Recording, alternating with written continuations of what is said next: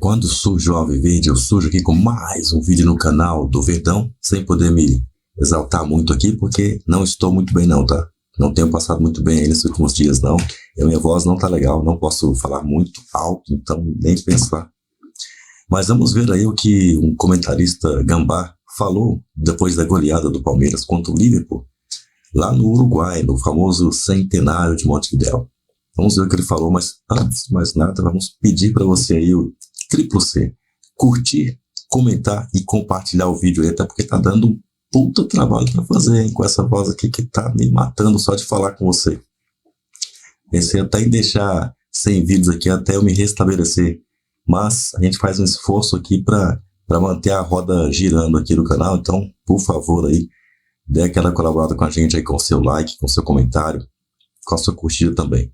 Em breve a gente deve estar 100% aí, creio que final de semana já deve estar, mas se Deus quiser. Eu não tô legal esses últimos 3 dias não, tá? E a perspectiva é que vai levar uns 2 ou 3 dias para eu me restabelecer. Então eu acredito que domingo devo estar melhor para o próximo jogo. Eu espero que sim, peço a Deus que sim. E esse gambá aí, o que ele falou? Olha aí. Mostrando que é uma referência e é um time muito confiável. Né? Acho que não tem time no Brasil mais confiável que o Palmeiras do ponto de vista da condição para competir, mas hoje de fato um segundo tempo muito melhor que o primeiro e uma goleada que terminou sendo apropriada para a diferença técnica entre esses dois times. No grupo de São Paulo também o Tadieres com 10 pontos na liderança também. Tudo bem, Natália Ferrão? Seja bem-vinda. Tudo bem, Glaucia? Boa noite a você, boa noite, André, e ao Fã de Esporte. Uma atuação que no primeiro tempo, muito do que o André falou em relação a... Não parecia que ia ser 5-0, mas me lembrou muito o jogo no Allianz Parque, né, em que o Palmeiras tem uma certa dificuldade no primeiro tempo e depois consegue ali num segundo tempo voltar muito melhor. Não foi o que aconteceu, no segundo tempo o Palmeiras ainda volta tentando assimilar, um Liverpool tentando... dentro das suas características, teve uma boa oportunidade numa falta cobrada, né, numa pancada logo no começo do segundo tempo, em que o Everton espalma e manda para escanteio, mas um Palmeiras que viu das suas peças, talvez uma das principais peças, óbvio que a molecada hoje em dia está tomando conta desse protagonismo, mas a gente viu um Veiga melhorando muito, mais participativo, a jogada do gol que ele faz com o passe do Endrick, entrando ali numa diagonal, né, buscando esse passe, buscando ali as costas da zaga para conseguir o chute cruzado, um Rony entrando, que muito contestado em alguns momentos, mas entrando e fazendo desvio no meio da zaga para o gol do Endrick. Acho que o Palmeiras fez o suficiente para fazer os 5-0 no segundo tempo e conseguir ali a primeira colocação do grupo. Ainda faltam 6 pontos a serem disputados, mas sem dúvida alguma uma vitória importante, uma vitória contundente em relação a saldo de gol, chega a 8, vai deixando o Palmeiras confortável aí para conseguir a primeira classificação geral. Depende dos resultados, obviamente, mas tem tudo para o Palmeiras ser o primeiro do grupo. Estamos na ESPN 4 e também na nossa live no YouTube, o pessoal acompanhando este pós-jogo de Palmeiras, direto do Uruguai. Já a gente traz os personagens dessa partida, desta goleada do Palmeiras. Vamos já fazer alguns recortes aí, falando em relação ao Veiga, né? Não só por marcar na noite de hoje, muito se falou também de um Veiga sempre muito desgastado já, muito cansado. Vai poupar, não vai poupar? E aí o Abel, próximo jogo, vinha Veiga como titular, enfim. Hoje chega um Veiga mais descansado, talvez, um cara que começa a se reencontrar. Acho que a cobrança era muito essa, né? Pelo que o Veiga já apresentou nesse Palmeiras e talvez está um pouco abaixo. Exato. Eu lembro daquela entrevista do Abel depois do jogo com o Flamengo pelo Campeonato Brasileiro, já há algumas rodadas.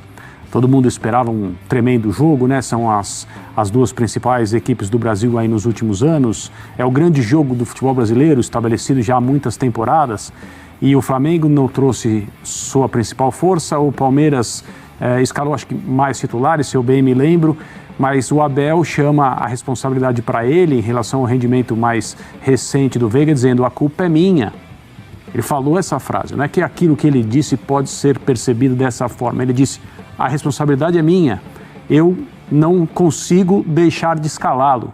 E aí ele revela que a comissão técnica do Palmeiras naquele jogo pensou em poupar o Veiga e mudou de ideia.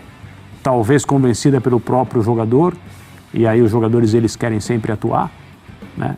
acho que é normal o comportamento ser esse. E o Veiga jogou aquele jogo e continuou jogando. Então, assim, as palavras do técnico do Palmeiras mostram, tem alguns jogadores que eu não consigo deixar de mandar para campo. É mais difícil nesses casos, esses atletas terem um descanso que os outros têm nessa preocupação com a carga que todas as comissões técnicas precisam ter. O Veiga é um dos principais jogadores do Palmeiras, se não for o principal. Faz parte desse núcleo de jogadores que conquistou tudo que o Palmeiras vem conquistando nos últimos 3 anos e meio / 4 anos. E assim, a capacidade dele é indiscutível. O potencial dele nós conhecemos. Se ele não vinha jogando no nível costumeiro, é porque alguma coisa estava acontecendo. E provavelmente seja isso que o Abel Ferreira mencionou nessa entrevista. Um jogador super utilizado que não consegue descansar, porque é a comissão técnica que toma decisões a respeito dele quer sempre vê-lo em campo. Ou talvez de lá para cá, o Abel Ferreira e os seus auxiliares tenham tido com o Veiga um olhar um pouco diferente, tanto na carga de treinamentos quanto na utilização dele nas partidas. Agora, que ele não pode ficar fora do melhor Palmeiras que está disponível ao seu treinador, não pode, talvez a escalação devesse começar com ele e não com o goleiro. E aí, Nath, esse Veiga marcando hoje, sendo mais uma vez um dos protagonistas desse Palmeiras. É isso, né? Já vem sendo protagonista há algum tempo. Num organismo que funcionava com Scarpa, com Veiga, o Scarpa muitas vezes sendo protagonista, ele era o coadjuvante de luxo, porque ele era um cara importante, porque muitas vezes o Gustavo Scarpa achava algum passe em bola parada, alguma coisa, mas o Veiga era o cara, talvez, que dava a liga ali naquele meio de campo do Palmeiras. Começo de temporada foi muito abaixo do Palmeiras. O Palmeiras, mesmo com um Campeonato Paulista quase invicto, né? Perde para o Santos primeiro jogo da final do Campeonato Paulista, mas com um rendimento muito abaixo, com um aproveitamento muito abaixo, passava muito em função disso também, porque o Veiga ele é um cara muito importante para o que pretende o Palmeiras numa série de questões. Agora, é aquilo que eu falei, hoje ele mais participativo, ele não jogou o jogo passado, né, do Palmeiras, o Abel deu uma descansada, ele mesmo se colocou nas redes sociais depois de um dos jogos, dizendo o quanto ele sabia que o momento não era dos melhores, ele sabia que estava faltando rendimento, e o Abel, a forma como o Abel traz, a sinceridade que ele traz naquele jogo com o Flamengo, dizendo que ele estava exausto, que ele não tinha condição e que era uma responsabilidade dele porque o jogador queria jogar e ele deixava, mas ele como treinador tinha que dizer, não, agora você vai parar. Segura. Você vai parar porque eu preciso de você no mais alto nível, perto do 100%. Então, ele perto do 100%, é isso que a gente viu hoje, que ele pode render ao Palmeiras. Agora, uma coisa que me chamou a atenção nesse Palmeiras de hoje foi o quanto cresce. Tem muita produção, mas não tinha muita eficiência. Hoje o Palmeiras conseguiu acertar 11 bolas no gol. Isso. Coisa que não vinha acontecendo há muito tempo no Palmeiras. O Palmeiras teve jogos de acertar uma bola no gol. E hoje a gente viu um crescimento, mas é um crescimento coletivo do setor ofensivo, que passa justamente pelo Veiga também. E no caso do Veiga, Gláucia, deve ser muito bom para ele jogar nesse estádio, né? Ele deve se sentir muito bem, né? Porque não é possível. Gol na final da Libertadores contra o Flamengo, numa jogada até parecida com o primeiro gol hoje, embora a finalização tenha sido diferente, o jogador que abre o campo também, mas ele entra num espaço, recebe um ótimo passe e bate muito bem na bola. E hoje 2 gols, então... Quando o Veiga vê a programação de jogos, né, e o Estádio Centenário está envolvido, ele já sabe o que vai acontecer. Nós até lembrávamos isso na redação, né, o Palmeiras voltando ao Centenário em Montevidéu depois dessa decisão também. E já que estamos falando de Rafael Veiga, ele também participa aqui do nosso Sport Center, falou na saída do campo. Uma diferença tão grande no partido de hoje? Não, na verdade não. O time deles, quando foi jogar lá em casa, principalmente no primeiro tempo, colocou uma dificuldade para a gente, mas esse resultado ficou 5-0 porque a gente criou realmente ele. A gente sabia que não ia ser fácil, o campo hoje não estava dos melhores, mas a gente conseguiu ali como equipe fazer um grande jogo e sair com esse resultado. Muito cerca da classificação, como visualizam o que vem para Palmeiras? A gente sabe que é importante essa classificação, principalmente em primeiro lugar, para poder estar definido os mata-matas em casa. Nas outras vezes também foi assim, né? Então é muito importante fazer muito bem essa primeira fase. É o que a gente quer, né? A cada jogo ganhar, vencer e continuar ganhando para que a gente possa decidir em casa. Muchas gracias. Valeu. Muito bem, Rafael Veiga falando um pouco do que a gente já dizia aqui, né, desse primeiro tempo até muito semelhante do que foi o jogo com o Liverpool aqui, mas aí depois uma segunda etapa em que o Palmeiras cria e chega a essa goleada. Nós temos os números do jogo, inclusive, para até trazer de forma mais contundente isso que a gente está falando. Ó, posse de bola de 44,5% e 55,5%. Ações na área rival 6 contra 20, finalizações 9 a 22, finalizações certas 3 contra 11 e precisão nos passes 75,1 contra 81,3%. Um Palmeiras dominante aí nos números também, eu acho que principalmente por essa segunda etapa. E chama atenção, a gente está falando ainda o Veiga, né, como um dos caras que ainda é um dos protagonistas, tecnicamente falando.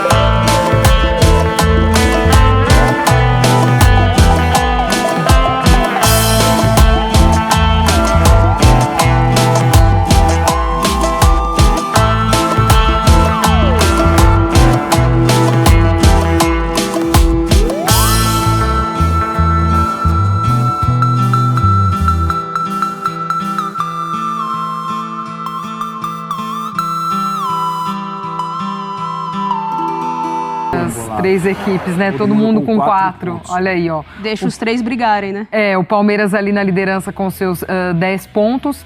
E as próximas 2 partidas o Palmeiras vai fazer em casa. Na próxima quarta-feira, dia 15, recebe o Del Valle. E aí depois, no dia 30, enfrenta o São Lourenço também em casa.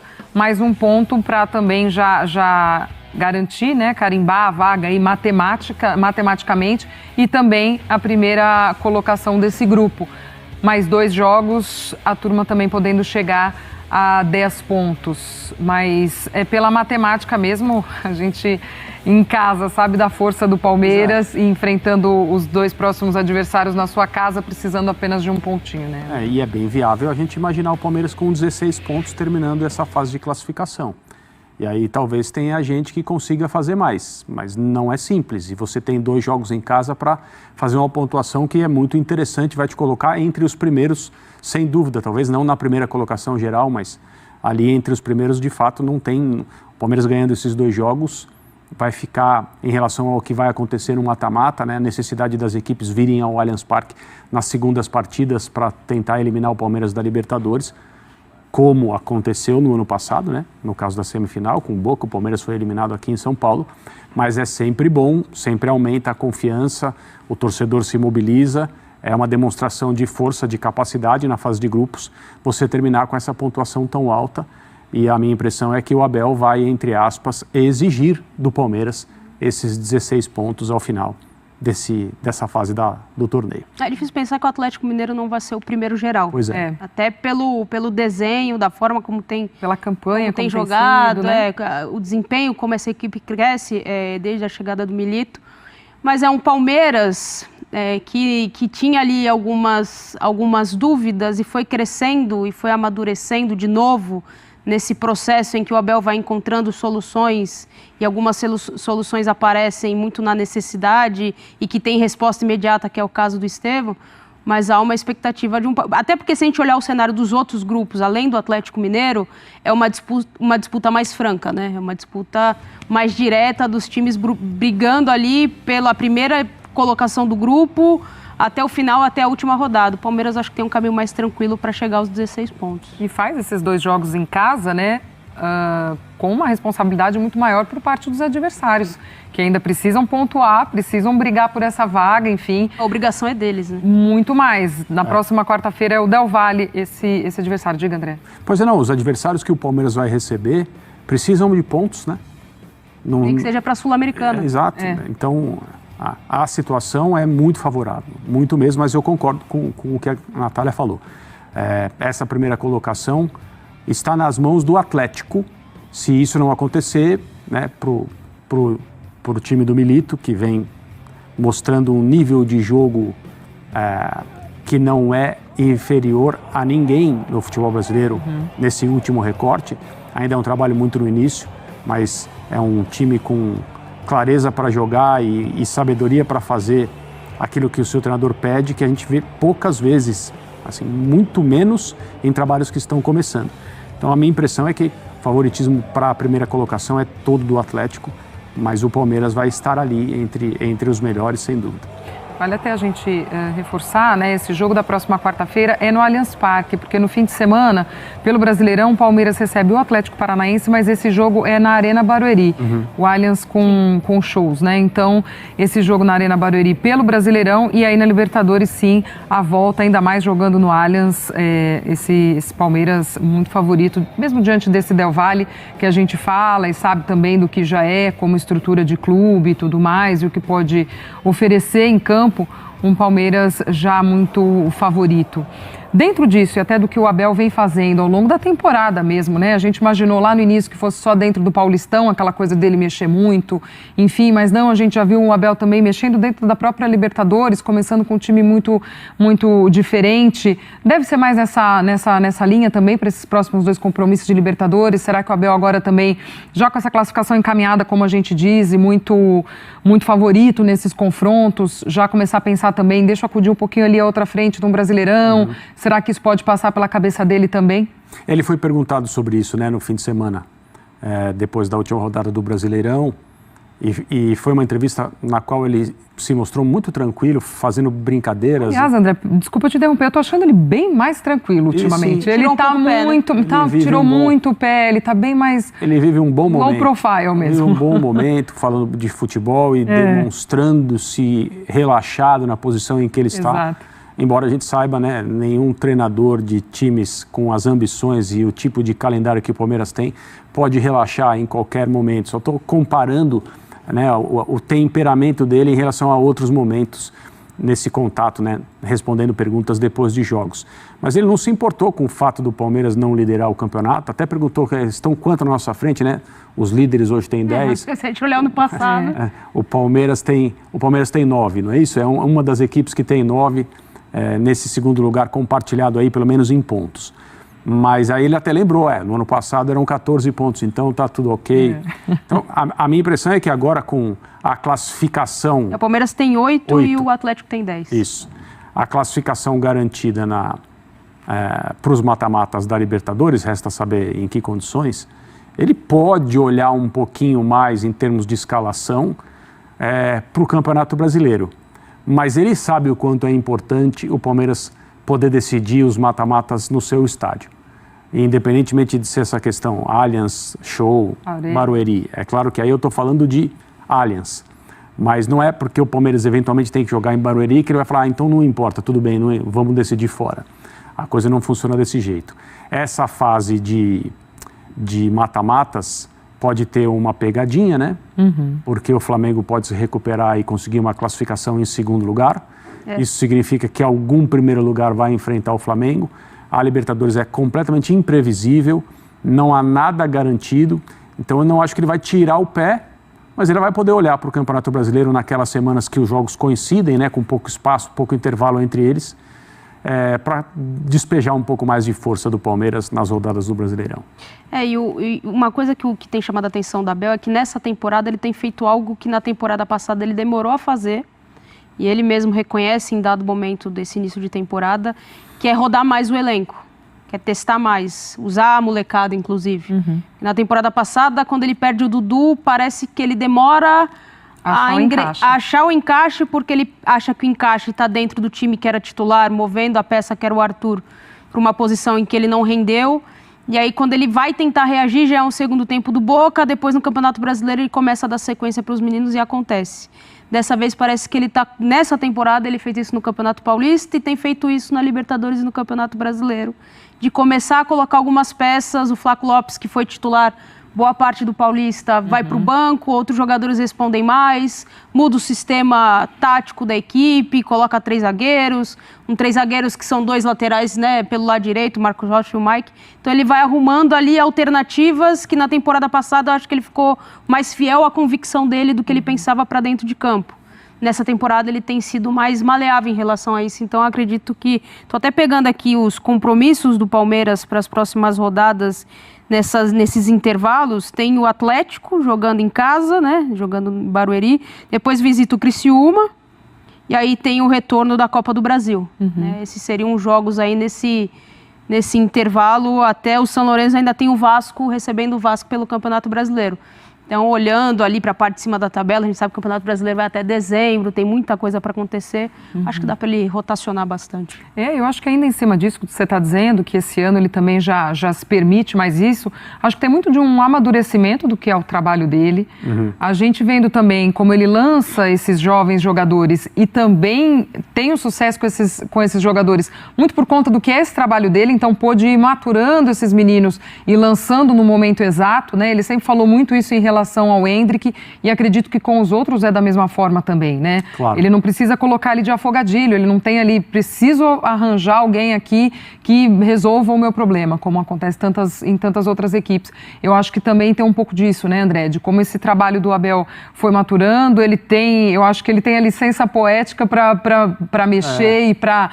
Quero entrar na Libertadores, como já aconteceu. Eu acho que a gente estava até junto num abre-jogo desse, André. Acho que contra o mesmo Liverpool, em que ele entra com a escalação bem modificada, com os mais jovens entre os seus titulares, enfim. Eu acho que o Abel tem essa coisa, né? Essa licença mesmo. Quanto a isso, ele está bem confortável, né?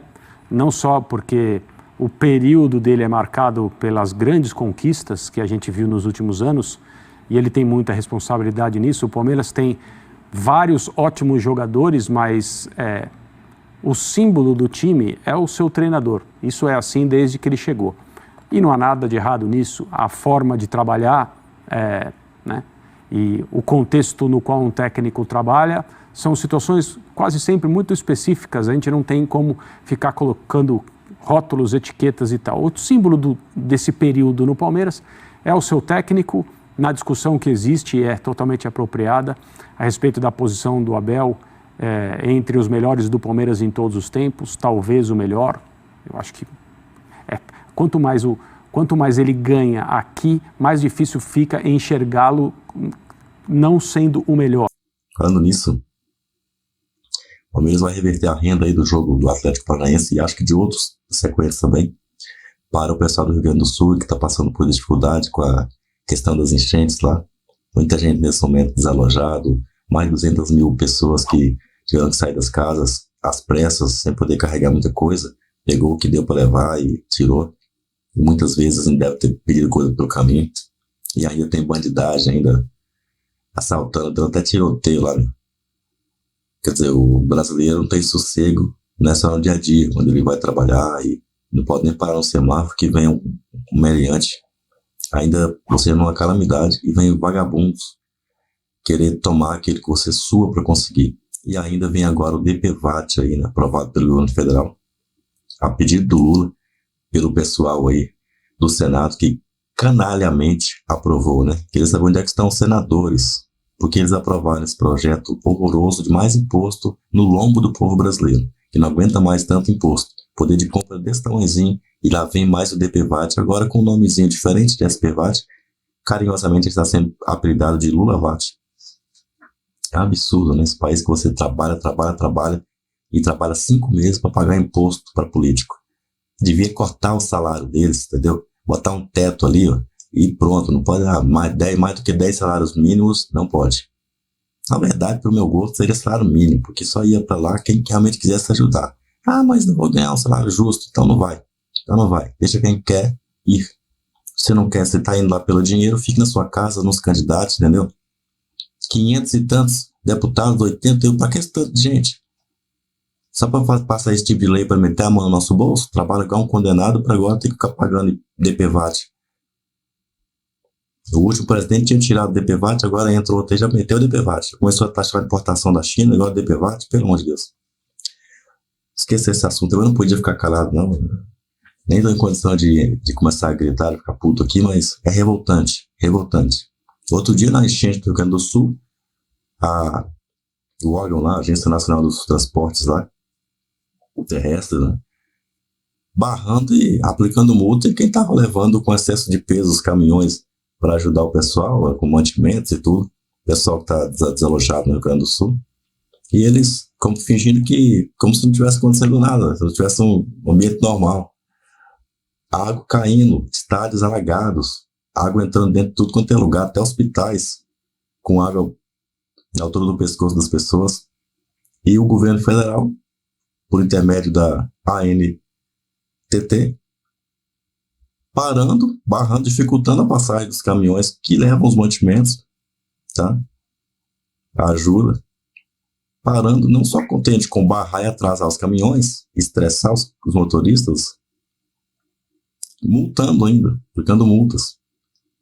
E aí vem a Dona Globo e fala uma barbaridade que era fake news do SBT, do Pablo Massad, quem quer que seja, que estava espalhando, quando ela que está causando a fake news, ela é a maior produtora de fake news. Quem mente mais do que essa tal de Globo? Ninguém mente mais. Porque a mentira dela tem perna curta. Todas as mentiras que eles estão em contato estão caindo com menos de 24 horas. Todas. Pode olhar aí. Mas esse vídeo não é para isso, não. Esse vídeo não é para isso, e o canal também não é. Mas eu tinha que dar meu palpite aqui, não podia ficar calado, tô indignado com isso aqui. Muita coisa acontecendo aí. Então, dito isso, falado isso, vamos lá, né? Aliás, eu não queria que tivesse essa quantidade de deputados, nem de direita, nem de esquerda, nem de nada, entendeu? Reduz, tem muita gente. O povo brasileiro trabalha no sol, muitas vezes, alguns no sol quente aí, por mais que não seja também. O maluco trabalha o ano inteiro aí. E aí, meu irmão, o cara ganha uma merreca aí, não chega a 5 mil reais, a maioria deles aí. A maioria do povo brasileiro nem salário mínimo ganha, entendeu? E esses caras ficam em Brasília ganhando essa bala de dinheiro lá, rios de dinheiro, para tratar o povo ainda como lixo, como seu escravo. Eles que deveriam ser o escravo do povo, se tivesse que ter escravo aqui. Porque a gente, primeiro, nós pagamos o salário deles. A gente que vota neles. E chega lá, os caras querem assaltar a gente. É isso que eu tô falando. O povo brasileiro tem que mudar de postura. Quando começar a continuar botando esse tipo de canalha lá, é nisso que vai dar. E outra, se não passar uma reforma para reduzir, que não vai acontecer, duvido que eu vá ver isso, viu? Reduzir a quantidade de vagabundo em Brasília, trabalhando para fuder com a gente, que a verdade é essa. Poucos lá que a gente pode tirar. A maioria tá feliz com esse imposto aí, ó. Imposto entrando, seu poder de compra desse tamanhozinho. Você ganha um salário, vai comprar o quê? Uma televisão? É 3 salários. Vai comprar um PlayStation, 3 salários. Faz aí uma feira da sua casa, é 1 salário para 2. Comprar o básico. É comprar um carro, você tem que juntar uns 80 salários. E olha lá, hein? A não ser que você compre um carro velho aí, né? Cai nos pedaços. Só se for, né? Meu irmão, esse vídeo provavelmente não vai ser muito assistido. Por quê? Porque pelo desabafo que eu acabei falando no começo lá, dói aqui, viu? Nossa. O desabafo que eu falei no começo aí, vai ter gente com aquele discurso, um canal de política. Não tem nada a ver uma coisa com a outra. Tenho o direito de dar minha opinião aqui. Agora, se você quiser também, você pode dar sua opinião, comentário à vontade aí, entendeu? Fala o que você quiser aí também, tô nem aí. Agora, a indignação aqui é grande, cara. Pô, a gente tá num país cheio de imposto e a gente é obrigado a pagar mais imposto e o cara entra outro político, em vez de reduzir, tá pondo mais imposto. Pô, aí ele arrecada mais, fica se gabando que arrecadou mais, mas tá torrando mais, que adianta? Pegou o país com superávit e tá entregando com déficit. Mais de 250. Isso é louco, tio. Como é que pode um negócio desse? Será que as pessoas não estão vendo isso aí, não, meu? Não é possível, a pessoa não pode ser tão cega assim, né? Quer dizer, vai passar essa eleição municipal em 2025, eu acho que algo vai acontecer. Porque se não acontecer em 2025, acontecerá em 26. Porque esse país não pode continuar nessa onda de injustiça. Não pode continuar desse jeito. De falta de transparência nas coisas. Tá? Não pode continuar. Você sabe o que eu estou falando, o que eu quero dizer com falta de transparência. Sabe muito bem que tem gente trabalhando para não ter transparência. Gente lá em Brasília. Gente que manda parar repórter em aeroporto, por aí vai. Vou ver, esse vídeo não vai nem ter alcance mesmo, porque só de eu estar falando essas coisas aqui, capaz deles cortarem o alcance. Cortem pra ver, cortem. Cortem que eu vou pro X. Aí eu vou pro X e quero ver cortar o alcance lá. Muito bem. Esse gambá que falou do Palmeiras aí, eu queria saber se você concorda com isso ou se você discorda. Coloca aí no comentário então. E, como eu sempre digo, avante palestra.